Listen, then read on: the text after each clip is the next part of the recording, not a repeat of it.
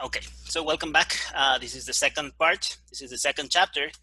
And we're going to start now. We're going to start with the English part. We're going to start from the basics, okay?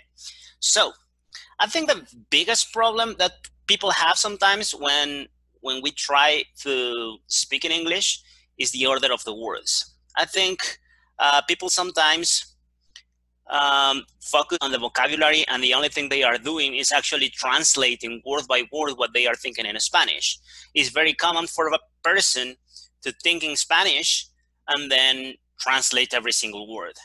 There is a problem with that. The big problem with that is that English has only one structure, right? Just imagine this. Let's think about this, okay? You are thinking, me caí por la escalera. And then you translate it as me fell for the stair. Me, fell, caí, por la escalera, the stair. Me fell for the stair. An English-speaking person wouldn't understand your sentence because it's not in the structure that English usually uses. Think about this. Imagine that you are working on a bar or something, and then an American person comes to you, they come close to you, and they ask you, they ask you, and they tell you, ¿Puedes tú dar a mí un cerveza, por favor? Okay, it sounded weird. And you can understand it somehow. I mean, it was the accent. The accent was like an English accent. But you can understand it actually because Spanish is very, very, very flexible. In Spanish, you can say a sentence starting whatever you want. Yes? En español podemos empezar una oración por donde queramos. En español podemos decir, mi mamá me dio algo, y podemos empezar por el sujeto, mi mamá me dio algo. Podemos empezar por el objeto directo, me dio algo, mi mamá. Podemos empezar por el verbo, dio algo, mi mamá, o diome algo, mi mamá. Podemos empezar por el objeto indirecto. Perdón, el directo era algo me dijo mi mamá, y el indirecto sería me dijo algo mi mamá. Podemos empezar por donde queramos, básicamente. En español decimos las cosas como se nos ocurren. Y la verdad es que la estructura que va primero, que va después, tiene mucho que ver con el énfasis que le damos a cada parte. En inglés, desafortunadamente, no funciona exactamente igual. En inglés solo hay una estructura válida. En inglés no podemos empezar por el objeto directo, por el objeto indirecto, por el verbo, nada parecido. Entonces, cuando decimos me fell for the stairs, confundimos al americano, confundimos al hablante de inglés. Pero cuando esta persona nos dijo, ¿puedes tú dar a mí un cerveza, por favor? En realidad lo hizo en inglés. Si se dan cuenta, esa oración está en inglés. ¿Sí? Las palabras están en español, pero la estructura está en inglés. Lo que dijo es, can you give me a beer, please? Can, puedes, you, el sujeto, tú, give, el verbo, dar, me, a mí, el objeto, a beer, please. ¿Sí? O sea, está completamente en inglés, pero como el español es muy flexible, aunque haya empezado por el sujeto y lo haya dicho en una forma que no sería lo usual para nosotros, lo podemos entender.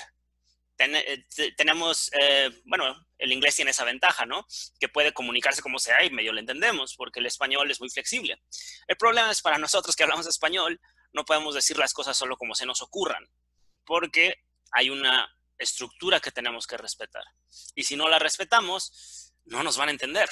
El hecho de dónde está qué es súper importante. Okay, so the most important part about this is that we understand that English is not made by words. Words are not the most important part of English. Obviously, knowing some words is good. Understanding words, having vocabulary is a good idea. The more words you know, the better you do. But the problem is, sometimes we think that words are everything. Sometimes we think that if I only knew every single word in Spanish and its equivalent in English, I will speak English. The only thing I know is the only thing I need is to memorize every single translation for everything. The problem with that is that if the words were making the language, we wouldn't really need to study English. We will only need to memorize the dictionary. As soon as you memorize a dictionary, you will be able to speak it. But that's not the case. But it's not, because it is not just replacing words by English for English words, replacing words by words. The thing is that you need to understand the structure. The structure is what makes the sentence, is what makes the language. If I say something with English words, for example, I don't know, otra vez, me fell for the stairs. All the words are in English, but that sentence is in Spanish. In English, it doesn't make sense. ¿Puedes tú dar a mí una cerveza, por favor?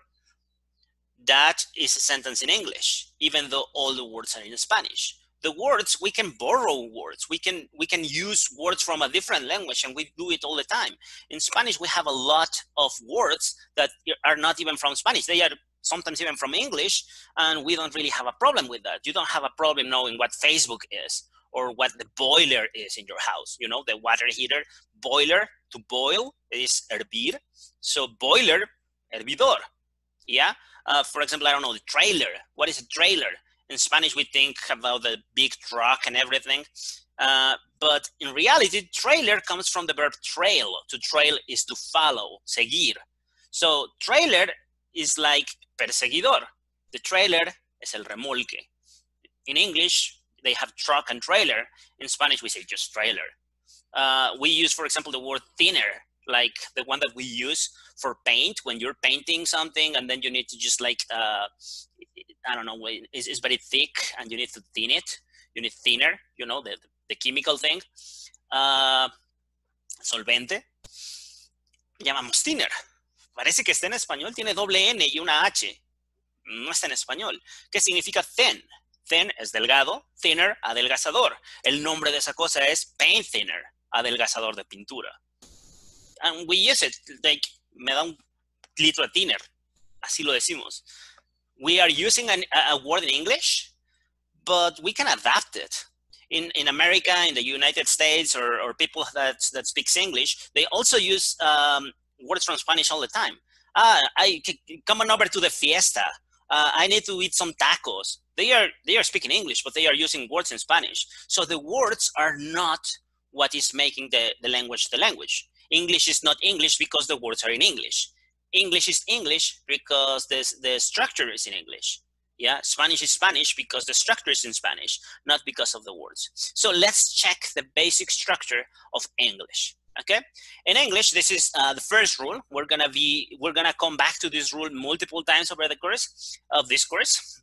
But the thing is, the most basic structure of written or spoken English is the sentence, not the word, but the sentence. What is a sentence? Try to remember. A sentence in Spanish is una oración. Sentences, ideas.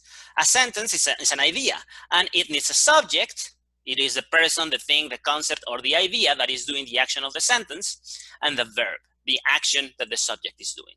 So we have two essential parts for sentences in English. We always need a subject, and we always need a verb. That's a key difference. The first rule of English is different from Spanish. In Spanish, we have a lot of times when we don't say the subject. Tenemos los sujetos, ¿cómo se dicen? Los que no se dicen. Sí, tenemos los sujetos que realmente no mencionamos. Decimos corrí en el parque. No necesitamos decir yo corrí en el parque. ¿Por qué? Porque corrí es un verbo que solo puede estar conjugado a yo. No puede estar conjugado a otras personas. En ese sentido, en español tenemos un montón de veces que no decimos al sujeto. Es un sujeto, no me acuerdo cómo se le llama, justo ahorita se me olvidó, pero en inglés no. In English, you need the subject every single time. You cannot have a sentence without a subject, okay? And you cannot have a sentence without the verb. The subject is the person, the thing, or whatever that is doing the action in a sentence. And the verb is the action. You need someone doing something. You need a person and an action. That's super important. Then what is a sentence? It's a group of words with a subject and a verb that makes sense on its own. It has to make sense on its own. It is an idea, the most basic structure that we have to use. Okay, so this is very important. The most basic idea, the most basic structure in English is the sentence. Yep. What is a sentence? Okay, well, the problem is we have multiple types of sentences. We have two types of sentences. We have statements and questions. sentences, we have two types of sentences. Statements, we have them here, and questions, we have them here. What is a statement and what is a question? Okay, a statement, well, a question, what is a question? You know what a question is? A question is when you make questions, when you answer, when you ask for something, when you require information. If you are requiring, ask for information. If you require information, you are making a question. What is a statement? Statements give information. You are not asking something, you are not looking for information, you are giving information. If I say I'm hungry, this is something you didn't know. I am letting you know. I am giving you information that you didn't have before. Yeah, you give information. Statements give information. Questions request for information or require for information. Okay, so we have two types of sentences, statements and questions. And then we can divide them into two types of statements, 1 and 2, and two types of questions, 1 and 2. We have affirmative statements. What is an affirmative statement? An affirmative statement is when you say something affirmative, okay? You can say, I like dogs. If you like dogs, you say, I like dogs, and you're using this structure. The structure for an affirmative statement is I, the subject is first. Remember that the subject is mandatory. You cannot skip it. Subject, I. The auxiliary, if this is the simple present, let's start with the simple present, the auxiliary is do. The problem is that affirmative statements in the simple present never use the auxiliary, so you are not going to use the auxiliary. That's why we have the parentheses. I'm going to explain this in more detail a little later, okay? Then you have the verb. The verb is the action that you're doing. I like, yeah? And then the complement is whatever extra information. You can have a thing, that is the thing that you like. You can have a place, the place that you like. You can have a moment, the moment that you like. You can have multiple types of complements. A complement is just like extra information. So you can say, I like, I don't know, pizza. So you have subject, the auxiliary in this case, in the simple present, in affirmative statements is not used. So we are not going to use it. The verb and the complement. Affirmative statements are when you give information. This is something that you didn't know about me, and now you know. Now you know I like pizza, okay? Now, then we have negative statements. This is the other type of statement. What is a negative statement? Is when I say something negative. It is negative, but it's new information that I am letting you know. If I tell you I don't like dogs or cats, this is new information that you didn't have. You didn't know that about me. Now you know I don't like dogs, I don't like cats. That is a negative statement. I am giving you information, is just negative information. How do we do that? Again, subject first, I. The auxiliary, it doesn't have the parentheses, so the auxiliary is necessary. The auxiliary for the simple present is do or does, in this case do, and the auxiliary takes the negative. I don't, okay? The verb is like, and the complement can be the same. I don't like pizza. I like pizza. I don't like pizza. You have two statements, affirmative statement and negative statement. They are exactly the same. They are following the same pattern. You have the same structure. The only difference is the auxiliary is optional, or actually you never use it in affirmative statements, and it's mandatory. It's necessary in negative statements. Okay, we're gonna check the simple present. We're gonna check all the time tenses in their own video, so don't worry about this too much. This is just to make sure that everybody understands what the structure is and what we're speaking about, okay? Then we have questions. We have two types of questions. We have yes/no questions, and we have information questions. What is a yes/no question? A yes/no question is a question where the answer can only be yes or no. This is an ugly no. Just no. Yes or no. This is just the only possible answer. For example, the same thing. In this case, if you realize, we are making a change. We have subject, auxiliary, verb, and complement. These are the same elements, but we are changing the order. We don't start with the subject. We are starting with the auxiliary and then the subject. These two parts, they change positions. We start with the auxiliary first and the subject then. So we don't say I do, we say do I. Remember, in affirmative statements, the auxiliary is in parentheses, you don't use it. But in questions and in negatives, it's mandatory. You cannot make a question without the auxiliary. You need to start with the auxiliary. So do I, and then the verb, like, and then the complement, pizza. Do I like pizza? Yes, I do. Or no, I don't. Okay? Maybe you want to change the subject because maybe it's kind of weird that you're asking yourself. So maybe you say, do you like pizza? Okay, you're asking another person. And everything remains the same. Auxiliary subject, verb, and complement. We need to switch these two. And the answer is either yes or no. That's the only two possible answers. And then we have information questions. What is an information question? Well, if you think about it, auxiliary, subject, verb, and complement, they have exactly the same structure. The only difference is that they start with a question word. These questions, the information questions, are the questions that you need to answer with information, with specific information. You cannot answer yes or no. How old are you? Yes. That doesn't make sense. What's your name? No. Okay, I'm sorry. I didn't want to bother you, but okay, again, you are asking for a specific information. So in this case, we're going to use something called a question word. We have different question words like what.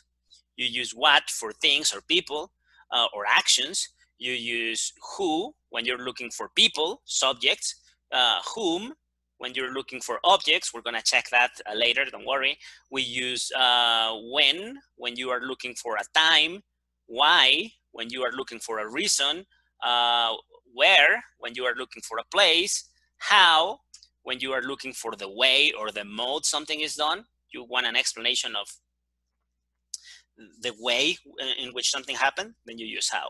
So again, we need to use the same thing. Let's say that we're gonna, it depends on the type of information that you look for. If you're looking for example, a reason, then you're using the question word why. Why is asking for reasons. And then the auxiliary, do, the subject, you, the verb, like, and then the complement, in this case, pizza. Why do you like pizza?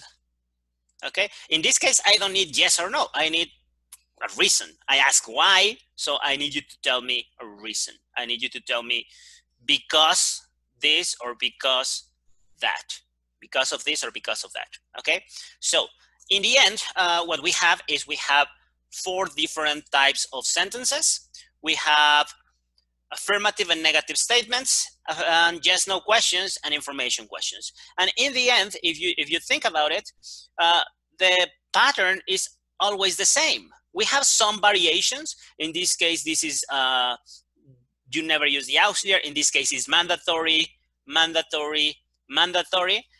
In this case, it's subject auxiliary, subject auxiliary. In this case, it's auxiliary subject. When you're making questions, you need to invert the order. But other than that, they are the same elements and they are always in the same structure. This is why English is, in English, the structure is super important. You cannot just say whatever in Spanish the way you're thinking about it in Spanish. You can think it in Spanish, but then you need to reorder it. Okay, I fell for the stairs. Do you remember that? Me caí por las escaleras.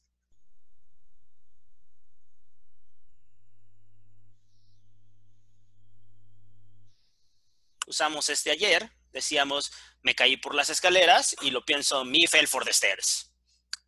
Me, caí, fell, for, las, de, escaleras, escaleras. Me fell for the stairs. No tiene ningún sentido. ¿Por qué? Porque después de pensarlo en español, el segundo paso es aplicarle la estructura. Tenemos que pensar, ¿esto está dando información o es una pregunta? En este caso, estoy dando información. Esto está en pasado y es una oración afirmativa. Entonces, ¿qué decimos? Bueno, sujeto, ¿quién se cayó por las escaleras? I. El auxiliar del pasado sería did, pero no se usa porque es una oración afirmativa. En oraciones afirmativas no usamos, y tampoco en el presente, el auxiliar. Como no tengo el auxiliar, el pasado de fall se usa y se usa fell. I fell. Y por las escaleras, en lugar de por, podemos decir on or through. Bueno, sería atravesar. I fell on the stairs. I have subject. The auxiliary is not used because this is an affirmative statement in the simple past. The verb is in the past, and this is the complement. So the only thing that we need to do is, I think about this in Spanish. That's okay. It's going to take forever for you to start thinking in English. That's okay. Thinking in Spanish is not a problem. The problem is, what do I do after this? After this, I start thinking about this structure. And I need to make sure that whatever I'm saying is in this structure. Okay? So that's pretty much it. Let me just clear all of this and continue. Mouse and continue. So notice how you always have a subject and you always have a verb. Yeah, the auxiliary is in parentheses because sometimes it is optional. It's only optional in the simple present and the simple past. We have 12 time tenses. I am giving you a spoiler. We have 12. Tenemos 12 tiempos. Solo en el presente y en el pasado el auxiliar no se pone en afirmativos, pero no se preocupen, vamos a hablar de eso a más profundidad un poquito más adelante. Este solo es el principio. Vamos a estar un buen rato aquí. Okay? The complement is C. That is always like extra information, and that is always optional. You sometimes need to have a complement. Sometimes it's just not important to have it. Not every sentence have a complement. Not every sentence needs a complement. So that's it. And then it says statements. Again, this is the same that we were checking. Statements are sentences that give information. You are giving information. When you say, I am hungry or I don't like pizza, you are telling people something that they didn't know. You are giving them information. Statements can be affirmative or they can be negative, right? I am hungry, that's an affirmative statement. I don't like pizza, that's a negative statement, but both of them are statements. They are extra information. And they start first with the subject. Let me just change this again. No, I moved, sorry.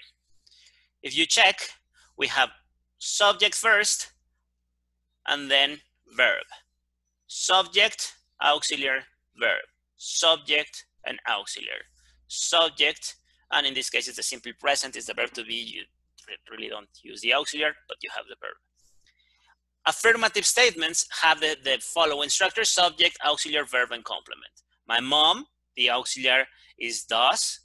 This is the auxiliary for the simple present, but we don't really, we never use it because this is an affirmative statement. So the verb go, if you don't have the auxiliary, thus, this is the problem with the simple present. In the third person, in the first person, the auxiliary is do. In the first, in the second, and in all the plurals, the auxiliary is do. But in the third person, she is always, the auxiliary is always does. Why? Well, I'm not really sure, but it's does. The problem is, if you don't have the auxiliary, the verb needs to take the S. Yes? If you don't have the auxiliary, somebody has to take the S. In this case, the verb is not go, the verb is goes. My mom goes to the market. Subject, the auxiliary is not really here. The verb is taking the S that normally goes in the auxiliary, and this here is the complement. Yeah? If you're making a negative statement, you have subject, auxiliary with negative, verb, and complement. So what you're doing is you have your subject, my mom, is the third person, is she. That is why the auxiliary, in this case, the auxiliary is mandatory, is necessary. And because this is the third person of the singular, it takes an S, is does, not do, thus. Because you have the auxiliary here, the verb doesn't need to change. The only reason that you added an S to the verb is because you didn't have the auxiliary. Now that you have the auxiliary, you really don't need to change the verb. My mom doesn't go to the market. This is the complement. Subject, auxiliary with negative, verb and complement. Subject, not really the auxiliary. Verb taking the S because it's the third person of the singular, simple present, and complement. Again, we're gonna have an episode devoted to the simple present and the simple past. This is something that some of you may already know. I hope that this is not new for you. But again, we're gonna start from the very beginning. Okay. So these are statements. Then after statements, we also have questions. What is a question? A question is a sentence that is not giving information. On the contrary, is asking for information, is requiring information. Yeah. When you say, "Can you tell me the time?" or "Do you like soda?" you're not giving people information. You're requesting it. "Can you tell me the time? I need to know the time. I don't know the information. I don't know that. I don't know that piece of information, but I am asking it from you." Yes. If I say, "Do you like soda?" I don't know. I don't know if you like soda or not. I am not saying that you do. I need that information. I need to know whether you like soda or you don't. Okay. So again, questions can be, you have two types of questions. You have information questions and yes/no questions. Yes/no questions are questions that whose only possible answer is yes or no. Yeah. Do you like soda? Yes, I do, or no, I don't. Did you go to the concert? Yes, I did, or no, I didn't. Will you call me? Yes, I will, or no, I won't. Those are the only possible answers. If you want to ask for specific information, you don't need a yes/no question. You need an information question. And it is exactly the same. Again, remember, we need to change. For questions, we don't have subject auxiliary. We have auxiliary subject. We change the order. First the auxiliary and then the subject, right? From here to here, they are exactly the same. The only difference is in affirmative statements, no. In yes/no questions, you start with the auxiliary. In information questions, you need to start with a question word. Again, why, who, whom, where, when, etc. It depends on exactly what you're looking for. So in this case, for example, again, we start with the auxiliary because this is the simple present and the subject is you. When the subject is the second person, the auxiliary is do. Remember that in this case, the auxiliary is not optional, okay? It is not optional. The auxiliary is mandatory. Only in affirmative statements is that we don't use the auxiliary. In negative statements, we need the auxiliary, and in questions, we need the auxiliary. So, do you, the verb like, and the complement pizza. Do you like pizza? Yes, I do. No, I don't. If you want to make an information question, it's exactly the same. You have your auxiliary, again, is mandatory, is necessary. Then you have your subject, because the subject is you, the auxiliary is do. If it was the third person of the singular, it will be does. Okay. In this case, do you, the verb, and the complement. The only difference is that we are starting with a question word. This question word is looking for one thing that you like to eat.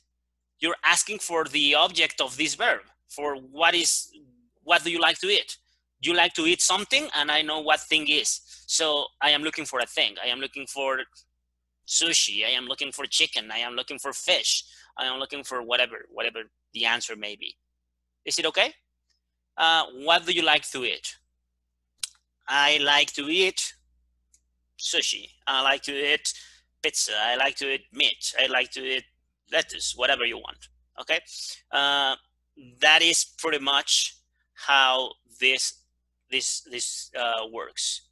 Let me just move on a little bit. Questions? Okay. Just one thing about questions. Questions are normally affirmative.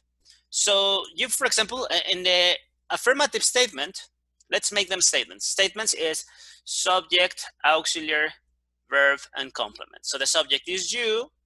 The auxiliary is do, you never use it. The verb is like, and the complement is that dress. You like that dress. So normally, if you want to make a question, you need to make a question affirmative. You ask the question, do you, instead of the question, don't you? This is way more normal. Why? Can you do questions in the negative form? Yes, you can make questions in the negative form, but they are not necessarily understood as questions. When you ask, do you like that dress? Imagine this. Imagine that you're walking on the mall, you're in the store, and you're with your best friend, and you're just like window shopping. You're looking at the things in the windows, in the stores, and then you're looking, oh, this is very pretty, and whatever. And then you look at a dress, you see a dress, and you ask your friend, do you like that dress? That is like an honest question. If you ask, do you like that dress? The other person can answer, yes, I like that dress, or no, I don't like that dress. Both answers are possible. Instead, if your question is, don't you like that dress? When people ask in negative, it doesn't feel like an honest question. It feels like an opinion. Like your friend likes the dress and she wants you to agree with her opinion. I like the dress. Don't you like this dress? I think it's pretty. Don't you think it's pretty? It's like in Spanish when we say, it is different to say, ¿te gustan esas botas o te gusta ese vestido? Eso es una cosa. Que decir, ¿no te gusta ese vestido? ¿A poco no te gusta este vestido? ¿Acaso no te gusta este vestido? Ahí estamos dando nuestra opinión. Estamos diciendo, a mí me gusta y quiero que estés de acuerdo conmigo. No es realmente una pregunta. Estoy metiendo mi opinión ahí un poquito sin que se den cuenta, ¿sí? Entonces es mucho más común hacer preguntas afirmativas que preguntas negativas. Las preguntas negativas sí se pueden hacer, pero tienen esta connotación. De pronto se siente como si no fueran realmente preguntas. Entonces, bueno, nada más esa pequeña nota. Y bueno, we have a little summary. A summary, un resumen. Sentences summary, el resumen de las oraciones. As we check, there are only two types of sentences, statements and questions. We have statements in one hand and questions in the other hand. I hope that you remember what's the difference. Statements give information and questions, they require information, okay? Statements can be affirmative or negative. Questions can be yes, no questions or information questions. If you check something that is very important right here, affirmative statements, they always start with the subject, and then we have the auxiliary. When you're making questions, you start with the auxiliary, and then you have the subject. So you need to invert. You have two types of sentences. You have statements and questions. When you have statements, you need to start with the subject.